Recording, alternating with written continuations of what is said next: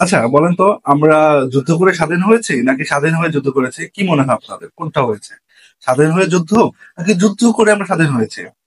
স্বাধীনতা দিবস কবে আমাদের? আমাদের স্বাধীনতা দিবস হচ্ছে 26শে মার্চ। এবং আমাদের বিজয় দিবস কবে?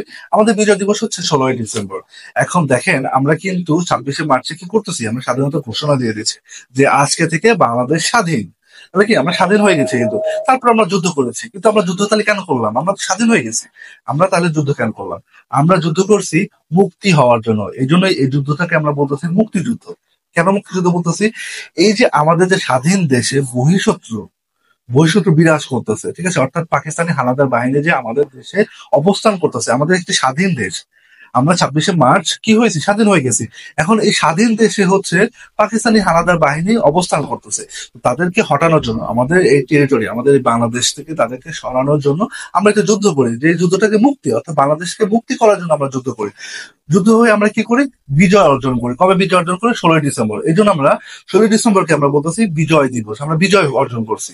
এই যে আমরা মুক্তিযুদ্ধ করলাম, ঠিক আছে, এই দেশকে মুক্ত করার জন্য যুদ্ধ করলাম।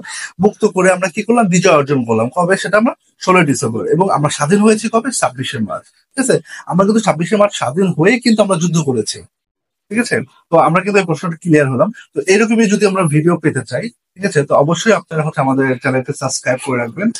তো আশা করি আপনারা 1 মিনিট অনেক কিছু শিখবেন। আর অবশ্যই অবশ্যই প্লিজ আমাদের হচ্ছে চ্যানেলটাকে সাবস্ক্রাইব করে রাখবেন এরকম ভিডিও পেতে। ধন্যবাদ।